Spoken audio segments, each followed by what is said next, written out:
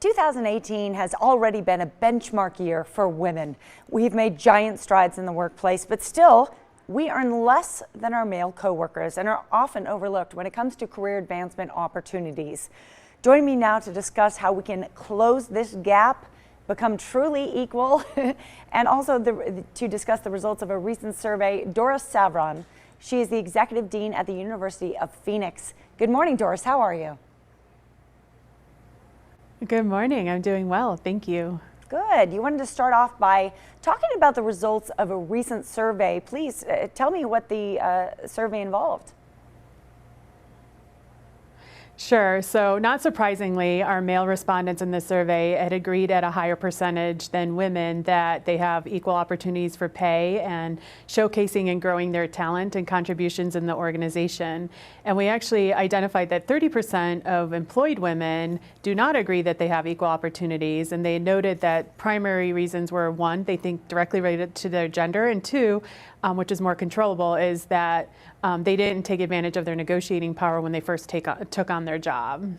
Yeah, negotiating can be tough. Let's talk about that. It's one thing to know that you are earning less than your male counterpart. It's another thing to go in, sit down with your boss, and ask for equal pay. Do you have any advice on how to do so?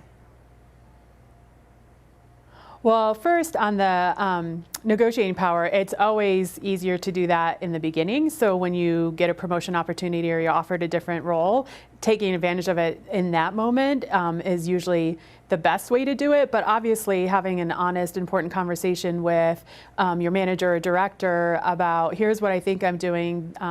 I think these responsibilities are equal to this, and this is what I think the fair rate should be. What could I do to earn additional increases, or what are my opportunities to grow in the organization, and really mapping out a plan on how to do that. The other thing women can do, and we're not always as good at doing this, is being our own self-advocates, and that's really speaking up in meetings, showing and sharing insights, offering solutions to problems, sharing and showcasing highlights of successes of our teammates and what we've able to accomplish as a leader. We're busy adults, and workplaces get even crazier day to day, and if we don't speak up, someone else may not notice. And then the third thing is really understanding all the skills and the abilities that we have, both from outside the organization that we've acquired and what we've acquired on the job, and how that translates to other potential opportunities. Sometimes we feel like we have to be perfect before we take on that next role, and we all know no one's perfect, male or female, that sometimes it just takes a risk in taking that new opportunity and learning as you take on that opportunity as well. And sometimes that can mean taking on new projects or initiatives and not even changing the role, and then that showcases you and gets you in front of the right people to be able to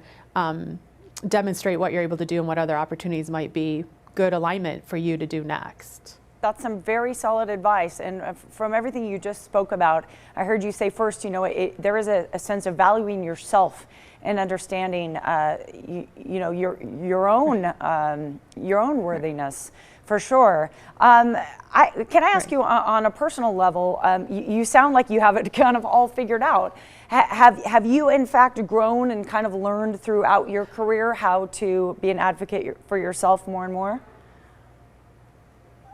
Oh, absolutely. Some of those things that I've talked about were things that I've done myself, where I've been slow to respond or speak up. And I've just learned over time that if I'm not the one speaking up, my ideas might not get heard. And I did have good ideas. And so sometimes they were accepted and sometimes they weren't. I just didn't have to, I learned not to take those personally. And those that weren't accepted were learning opportunities too. We still had good conversations. So I think I'm a work in progress, just like everyone else. I think there's still things that I could do. Like, I think lifelong learning is important for all of us, and we're never going to learn everything about everything we do. And so continuing to experience and take on new roles and grow and take advantage of professional opportunities, development opportunities will strengthen our skills.